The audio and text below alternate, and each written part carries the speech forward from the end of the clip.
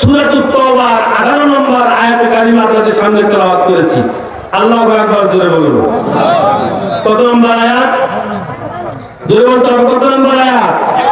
18 নম্বর আয়াত। এই সূরাতুত তাওবার হচ্ছে দুইটি নাম, একটি হচ্ছে তওবা আর একটি হচ্ছে বারাত। আল্লাহু আকবার জোরে বলুন। সূরাতুত তাওবার এটা নামকরণ করার অর্থ হলো এই সূরার এক স্থানে আল্লাহ তাআলা কোন মুমিনদেরকে, কোন আল্লাহওয়ালা জিন্দার ঈমানদারদেরকে আল্লাহ তাআলা মাফের ঘোষণা করেছেন। সুবহানাল্লাহ জোরে বলুন। এই কারণেই এই সূরার নাম সূরাতুত তাওবা রাখা হয়েছে। বারাত নাম রাখার অর্থ হলো এই সূরাটির প্রথমে মুশরিকদের সঙ্গে সকল সম্পর্ক ছিন্ন করার ঘোষণা করা হয়েছে, এই জন্য বারাত। তাহলে আজকের মাহফিল থেকে আমরা ইমানদার চিনব। সুবহানাল্লাহ জোরে বলুন। আজকের মাহফিলে আমরা ইমানদার চিনব, কাফের মুশরিক বাতিল গোষ্ঠীদেরকে আমরা চিহ্নিত করে আমরা লাঠি দিয়ে জাহান্নামের আগুনে ফেলিয়ে দেব। কথা বলুন ঠিক না ঠিক? ভাইরা আমার, এই সূরাটি রাসূল করিম সাল্লাল্লাহু আলাইহি সাল্লামের মাদানী জিন্দেগিতে অবতীর্ণ। আয়াত মোট 129টি, রুকু মোট 16টি। তেলাওয়াতকৃত আয়াতের নম্বর হচ্ছে 18। জোরে বলুন কত? আমার ভাইরা জোর দিয়ে বলতে হবে, কত নম্বর আয়াত? 18 নম্বর আয়াত। আপনারা দোয়া করেন এই আয়াতের আলোকে আল্লাহ তাআলা বলার শোনার তত অনুযায়ী আমলের তৌফিক ইনায়াত করুন। জোরে বলুন আল্লাহুম্মা আমিন। সম্মানিত ভাইরা, আল্লাহ তাআলা কি বলেছেন এবার কান লাগান। আমি আর ভূমিকায় লম্বা করতে চাই না। সম্মানিত ভাইরা আমার, আল্লাহ রাব্বুল আলামিন বলেন, ইন্নামা ইয়া'মুরু মাসাজিদাল্লাহি মান আমানা বিল্লাহ। আল্লাহু আকবার জোরে বলুন। আল্লাহ রাব্বুল আলামিন বলেন, ইন্নামা মূলত মাসাজিদাল্লাহি, মসজিদ সমূহ আবাদ করবে যারা, আল্লাহর ঘর আবাদ করবে যারা, ওই লোকগুলির কোয়ালিটি সম্পর্কে, ওই লোকগুলির গুণাগুণ সম্পর্কে, ওই লোকগুলির কোয়ালিটি আল্লাহ রাব্বুল আলামিন সূরা আত-তাওবার 18 নম্বর আয়াতে লিপিবদ্ধ করেছেন। চিল্লিয়ে বলেন সুবহানাল্লাহ। ভাই নাম কি? আমার ভাই আব্দুর রাজ্জাক রাজু মাস্টারকে চেনেন? একটি কথা বলেছে, কুরআনুল কারীম শুরু হয়েছে বিসমিল্লাহির রহমানির রহিম দিয়া, আর শেষ হয়েছে মিনাল জিন্নাতি ওয়ান নাস অর্থাৎ সিন দিয়া। প্রথম অক্ষরের বা, শেষের অক্ষরে কি? বাসিন জবর। জোরে বলুন, বাসিন জবর। বাস মানে আরব, বাস মানে যথেষ্ট, আর কোনো দাম নেই। নানা নাতিটা মিষ্টির দোকানে নিয়ে গিয়েছে, নাতি খা, মিষ্টি মিষ্টি করে কান্নাকাটি করো, কারিগর তুমি মাথায় ধরে ফেলেছ, কত মিষ্টি খাবি রে, খা। মিষ্টির দোকানে আজ তোমার জন্য রিজার্ভ করে দেওয়া হয়েছে। নাতি মনে মনে মাথা গরম, ঠিক আছে আজকে তোমার পকেটে কত টাকা আছে আমি দেখবো। না, মেসিয়ারকে বলেছে, মেসিয়ার নাতির মন যা চায়, নাতি যা খেতে চায় খাওয়াও।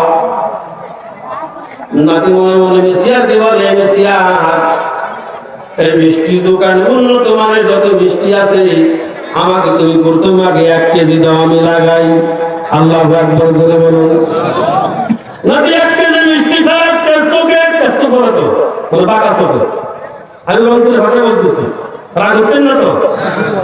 বাঁকা চোখে একটু দেখে, নানার দিকে, নানা বলে খা, কত খাবি খা, খা কত খাবি খা।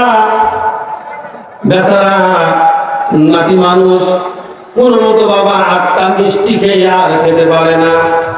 নানা বলে, বাহাদুর যেভাবে কথা বলো মনে হয় দোকানের সব মিষ্টি তুমি খেয়ে ফেলবে, দোকানের মনে হয় সব তুমি দইমালায় সব কিছু শেষ করে দেবে। কিন্তু আজ 4টা মিষ্টি খাওয়ার পরে আর খেতে পারো না কেন? বলে না না, আর হলারে চলে না। কি আর কি? আর হলারে চলে না। আমার যে গুদাম আছে, আমার যে পেট নামের যে একটা দ্রব্য আছে, আর যেতে চায় না। নাতি বলে না না, বাস বাস বাস বাস, না না আমার আর মিষ্টির দরকার নেই, জনমের মতো মিষ্টি খেয়েছে, আর আমার মিষ্টির দরকার হবে না। চিল্লিয়া বলেন সুবহানাল্লাহ। ভাইরা আমার, ওই বাস শব্দ রক্ত দিয়ে আল্লাহ তার গোলামদেরকে দাঁড়িয়ে দিলেন। বাস মানে আলাপ, বাস মানে যথেষ্ট। রাজনীতি বলেন, অর্থনীতি বলেন, সমাজনীতি বলেন, পররাষ্ট্রনীতি বলেন, এই দুনিয়ার বুকে মামলা মোকদ্দমা আপনি যা চান কোরআনকে যেভাবে আপনি প্রশ্ন করবেন ওইভাবে আল্লাহর কোরআন জবাব দিয়ে দিবে। চিল্লিয়া বলেন সুবহানাল্লাহ। সমাধান চাও যদি জীবনে মরণে ফিরে যাও, খুঁজে নাও কোরআনে সমাধান। বলতে পারবেন না একটু? বলেন সমাধান। সমাধান চাও যদি জীবনে মরণে ফিরে যাও, খুঁজে নাও কোরআনে সমাধান। এ বাণী সকলের নয় শুধু মুমিনের। আল্লাহু আকবার কয় না? জোরে জোরে জোরে।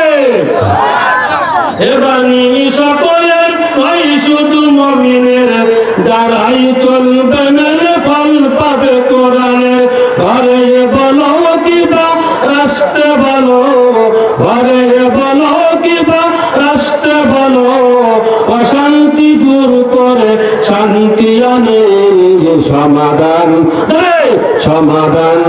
সমাধান চাও যদি জীবনে মরণে ফিরে যাও, খুঁজে নাও কোরআনে সমাধান।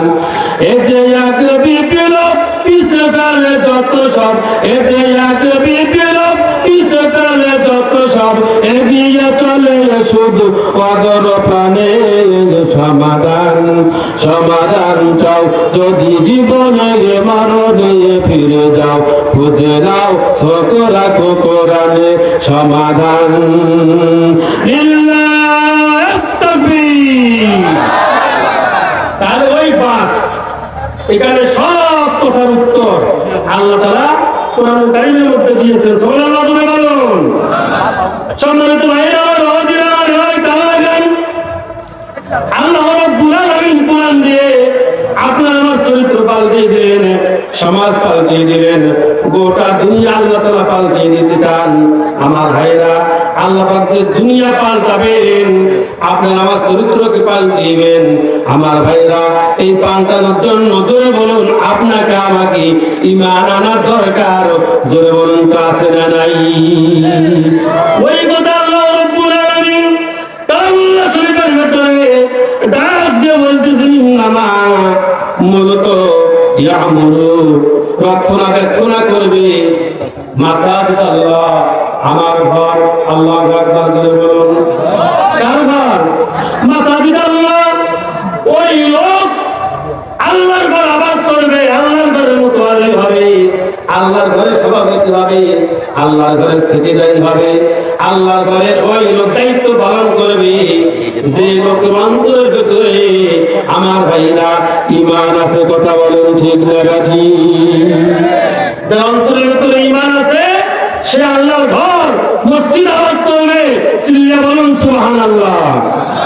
ভাইরা আমার, আমরা দেখতে পেরেছি গততে ওদেরকে সভাপতি না করার কারণে অনেক মাহফিল পুলিশ দিয়ে, তাদের লাঠিয়াল বাহিনী দিয়ে মাহফিল বন্ধ করেছিল। কথা বলুন ঠিক না বাকি? ওদের লোকজনকে মসজিদ কমিটির মধ্যে না রাখলে ওরা মসজিদে হট্টগোল বাজাইতো, ইমামের ভুল ধরতো, ওরা ইমাম পাল্টাইতো, ওরা সেক্রেটারি পাল্টাইতো, ওরা ওদের মনে যা চাইতো ওনারা তাই করতো। কথা বলুন ঠিক না বাকি?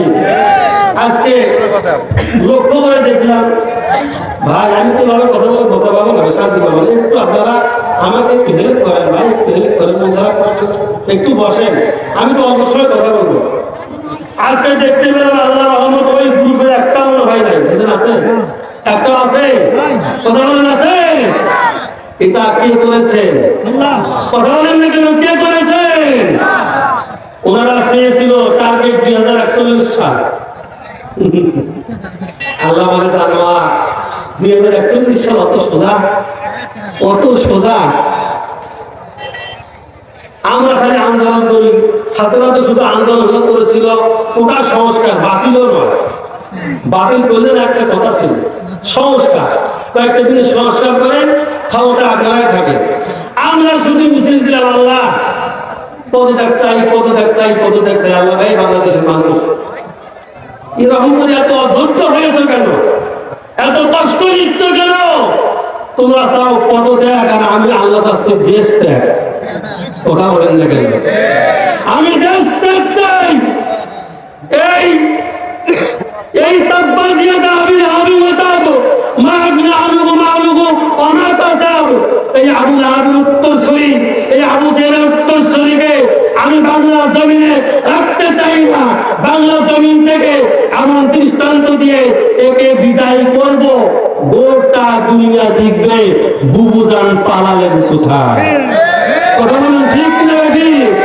আমার ভাইরা এখন ষড়যন্ত্র হচ্ছে, ম্যাডামরা কি বলে চট করে আয়সা হলে করবে, চট করে আসবে। আমরা মনে মনে বলতেছি চট করে আসেন, আমরা ভর করে ধরে ফেলবো ইনশাআল্লাহ। যে আইনা কলোনি বানিয়েছিলেন ইসলামী আন্দোলনের কর্মীদের উপরে নির্যাতন করার জন্য, ওই আয়না ঘরে আবার ওনাকে বন্দি করে ওনাকে রেখে ওই মজা দেখাবার দরকার যে আয়না ঘরে থাকলে একটা জীবন্ত মানুষের কত কষ্ট হয়। দেশের মানুষ দেশে আসেন, আয়না ঘর আপনার জন্য অপেক্ষা করতেছে। কথা বলুন ঠিক না ঠিক? সম্মানিত ভাইয়েরা আমার, এবার কাল লাগান, তাহলে মসজিদ যারা আবাদ করবে এই লোকগুলোর ঈমান থাকতে হবে। কথা বলুন ঠিক না ঠিক? নামাজ নাই, কালাম নাই, রোজা নাই, আল্লাহ বরকতের চিন্তা নাই, মোষ আছে বড় বড়, কোরআন তো জানেই না, ইসলাম তো বোঝেই না। জুমার দিনে এসে এমন ভাবে কটুকার টাকা গানে মনে হয় জিবরাইল এসে বসেছে। কথা বলেন না কেন? আর মসজিদের সভাপতি ডান পাশে কাতারে বসে এগুলো হয় না। কথা বলেন না কেন? সেক্রেটারি বাম পাশে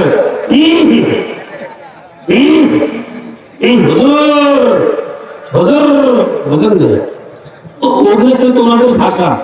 হুজুর খবরদার, খুববাই রাজনীতি বলবেন না। হুজুর রাজনীতি বলবেন না, তোর বাবার কথা বলবে। কথা বলেন না কেন? কোরআনের কথা বলবে না, কার কথা বলবে? ইসলামের কথা বলবে না, কার কথা বলবে? আজকে এ দূরের গর্ত খুঁজে পাচ্ছেন না। আল্লামা দেলোয়ার হোসেন সাঈদী কোরআনের পাখিটাকে নিরপরাধে যে লোকটি পুরো জীবন 52 বছর গোটা দুনিয়ায় কোরআনের দাওয়াত দিলেন, ওই লোকটিকে 13টি বছর কারাগারে রেখে লোকটিকে নির্মমভাবে মিথ্যা মামলা দিয়ে, মিথ্যা রেকর্ড দিয়ে, ডাক্তারি কেস শুরু করে আল্লামা দেলোয়ার হোসেন সাঈদী সাহেবকে আপনারা মেডিকেলে ইনজেকশন দিয়ে মৃত্যুবরণ করালেন। এই ইতিহাস জাতি ভুলবে না। কথা বলুন ঠিক না ঠিক?